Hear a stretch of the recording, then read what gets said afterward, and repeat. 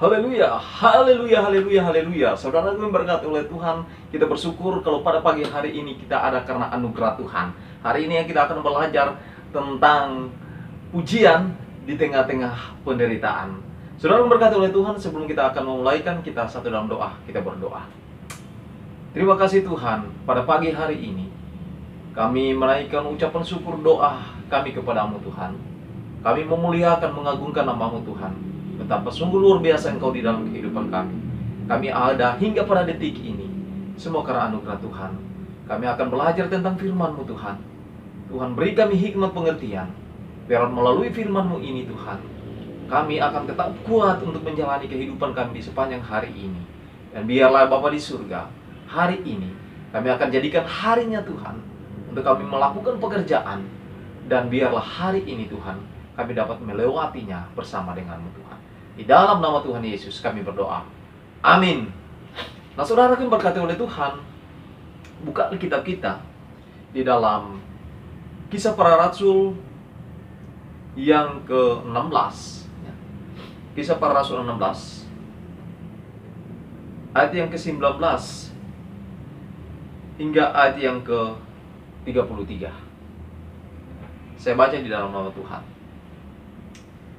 Kepala penjara Filipi, ketika tuan-tuan perempuan itu melihat bahwa harapan mereka akan mendapat penghasilan lenyap, mereka menangkap Paulus dan Silas, lalu menyeret mereka ke pasar untuk menghadap penguasa. Setelah mereka membawa keduanya menghadap pembesar-pembesar kota itu, berkatalah mereka katanya, orang-orang ini mengacau kota ini, karena mereka orang Yahudi, dan mereka mengajarkan adat istiadat yang kita sebagai orang Rom tidak boleh menerimanya atau menurutinya. Juga orang banyak bangkit menentang mereka. Lalu pembesar-pembesar kota itu menyuruh mengoyakkan pakaian dari tubuh mereka dan mendera mereka. Setelah mereka berkali-kali didera, mereka dilemparkan ke dalam penjara.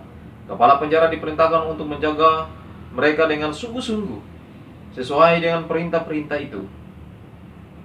Kepala penjara memasukkan mereka ke ruang penjara yang paling tengah dan membelenggu kaki mereka dalam pasungan yang kuat. Tetapi kira-kira tengah malam Paulus dan Silas berdoa dan menyanyikan pujian-pujian kepada Allah, dan orang-orang hukuman lain mendengar mereka. Akan tetapi terjadilah gempa bumi yang hebat, sehingga sendi-sendi penjara itu goyah. Dan ketika itu juga terbukalah semua pintu dan terlepaslah belenggu mereka semua. Ketika kepala penjara itu terjaga dari tidurnya dan melihat pintu-pintu penjara terbuka, ia menghunus pedangnya untuk membunuh diri, karena ia menyangka bahwa orang-orang hukuman itu telah melarikan diri. Tetapi Paulus berseru dengan suara nyaring katanya, "Jangan celakakan dirimu, sebab kami semuanya masih ada di sini." Kepala penjara itu menyuruh membawa suluh, lalu berlari masuk ke dalam, dan dengan gemetar tersungkurlah ia di depan Paulus dan Silas. Ia mengantar mereka keluar sambil berkata, "Tuan, Tuan, apa yang harus aku perbuat supaya aku selamat?" Jawab mereka, "Percayalah kepada Tuhan Yesus Kristus dan engkau akan selamat, engkau dan seisi rumahmu." Lalu mereka memberitakan firman Tuhan kepadanya dan kepada semua orang yang ada di rumahnya. Pada jam itu juga kepala penjara itu membawa mereka dan membasuh bilur mereka. Seketika itu juga ia dan keluarganya memberi diri dibaptis. Saudaraku yang diberkati oleh Tuhan, kadang-kadang kita berpikir bahwa ketika kita sudah menjadi orang Kristen, bahwa setiap masalah akan beres, bahwa setiap pencobaan-pencobaan itu tidak akan pernah datang menghampiri kita.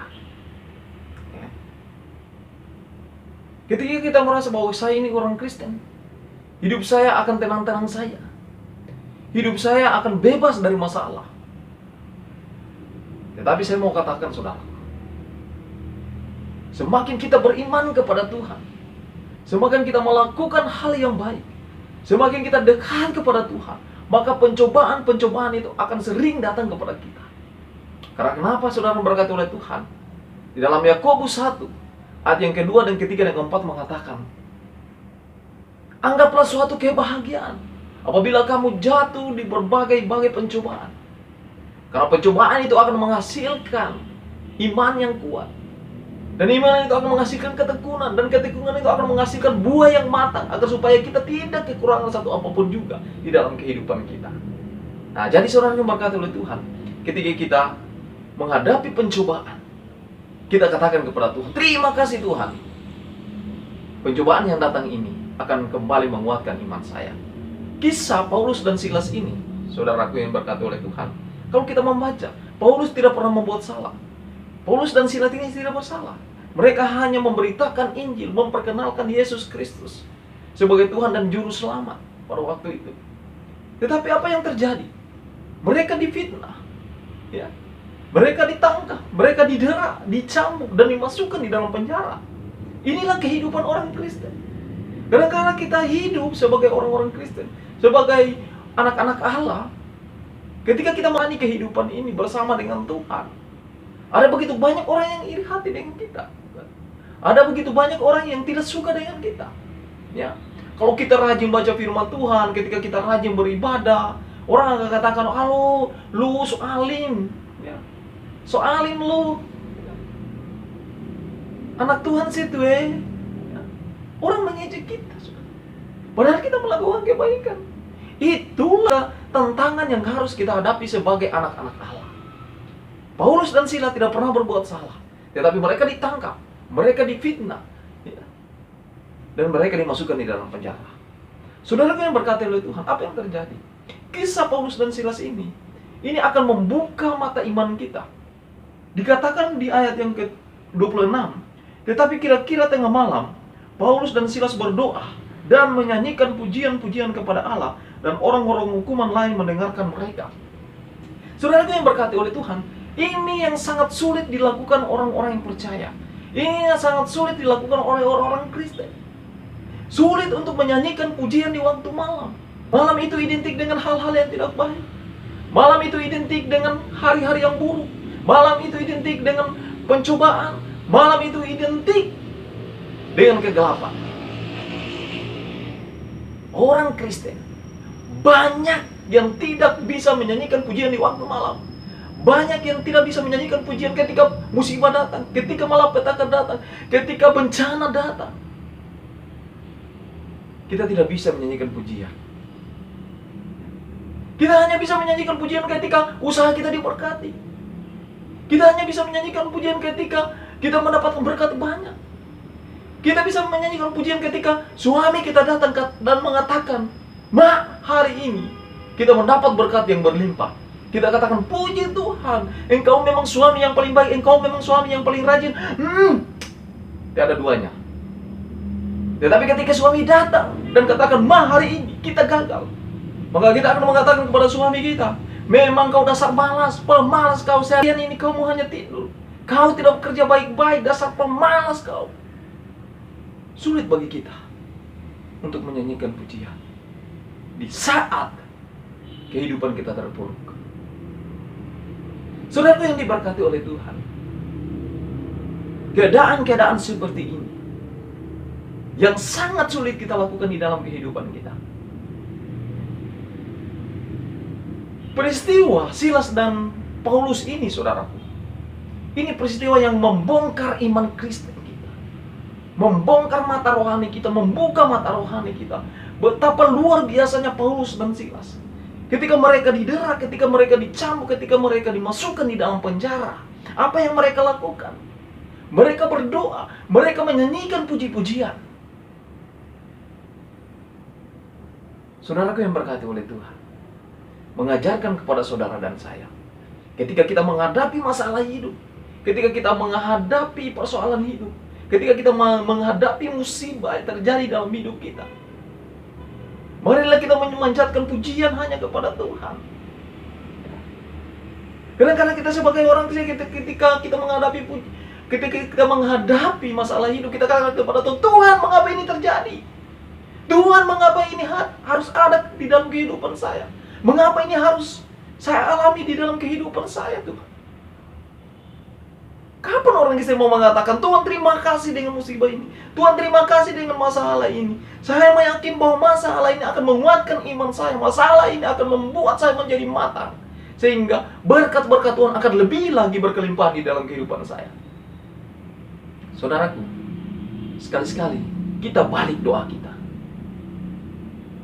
Jangan hanya kita mengatakan, "Tuhan, tolong Tuhan, selesaikan masalah saya. Tolong Tuhan, Selesaikan persoalan hidup saya sudah nggak mampu. Coba saudara, sekali-sekali kita katakan terima kasih Tuhan untuk sakit penyakit yang Tuhan telah izinkan terjadi dalam hidup saya, yang akan membentuk iman saya untuk saya lebih dekat kepada Tuhan. Terima kasih Tuhan untuk kegagalan di dalam bisnis saya, untuk membuat saya lebih tekun lagi untuk bekerja, untuk bergantung hanya kepadamu, bukan bergantung kepada berkat-berkat yang Engkau berikan, tetapi untuk bergantung kepada Engkau sang pemberi berkat itu. Kapan kita mengatakan terima kasih Tuhan? Tetapi kita hanya bisa mengatakan ketika berkat banyak datang, baru kita katakan Tuhan terima kasih untuk berkat-Mu hari ini. Ketika kita mengalami sesuatu hal yang buruk, yang dicerminkan sebagai malam,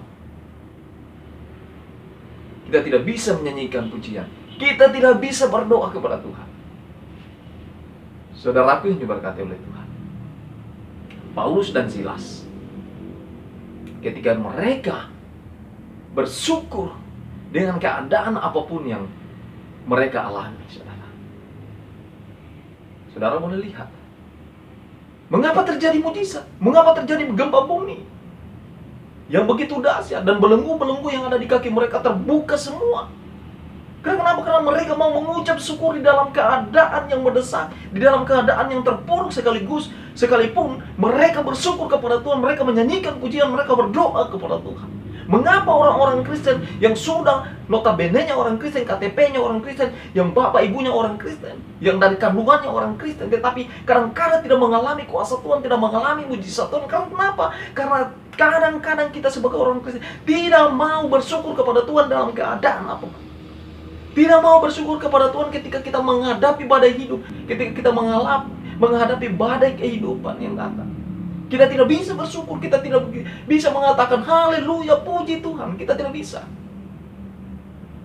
Tetapi yang bisa kita katakan, haruskah hidupku terus begini, dengan derita yang tiada akhir?